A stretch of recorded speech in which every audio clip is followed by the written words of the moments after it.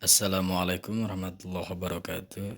Ya, dengan nama saya Sogero, NIM mahasiswa, nomor induk mahasiswa 19041103. Saya akan menjelaskan metode analitik hierarki proses atau bisa disebut AHP. Nah, di sini AHP merupakan metode yang digunakan dalam proses pengambilan keputusan suatu masalah kompleks.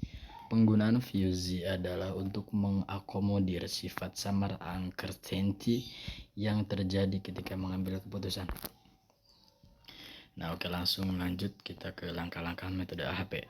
Yang pertama, pemilihan kriteria awal. Yang kedua, menyusun matriks perbandingan berpasangan dari metode AHP. Yang ketiga, mengubah matriks perbandingan berpasangan di mana nilai linguistik diterjemahkan ke dalam triangular fuzzy number. Yang keempat, melakukan perhitungan nilai pembobotan kriteria dan subkriteria. Yang kelima, melakukan penilaian subflyer dengan menggunakan skala 1-5. Nah, lanjut kepada langkah-langkah penyelesaian masalah menggunakan metode AHP. Yang pertama, identifikasi kriteria dan subkriteria. Kriteria awal yang digunakan oleh VTXYZ adalah harga, spesifikasi, dan waktu pengiriman. Yang kedua, perhitungan metode fuzzy AHP dan penilaian subflyer. Untuk memilih subflyer digunakan metode fuzzy AHP dan rating scale dalam proses pengambilan keputusan. Nah, berikut pengambilan fuzzy AHP ada beberapa. Yang pertama, membuat matriks perbandingan berpasangan.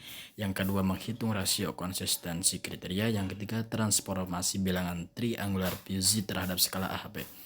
Yang keempat, menghitung rata-rata geometrik dari matriks perbandingan. Yang kelima, melakukan defuzifikasi. Yang keenam, menilai subflyer menggunakan rating scale. Yang ketujuh, menghitung normalisasi dan nilai bobot akhir. Yang ketiga, langkah-langkah penyelesaian masalah menggunakan metode AHP. Analisis perhitungan fuzzy AHP dalam subbab analisis dan pembahasan. Ini akan dijelaskan analisis dan pembahasan dari penggunaan metode fuzzy AHP agar lebih jelas dalam pengintegrasiannya. Yang keempat, perhitungan gap. Perhitungan gap dilakukan untuk pengetahuan ekspektasi dari perusahaan dan hasil penilaian dari pencapaian supplier. Yang kelima, analisis perhitungan gap. Pada analisis gap ini menjelaskan perihal nilai gap terbobot terbesar pada subkriteria, merupakan subkriteria yang harus dilakukan perbaikan pada supplier.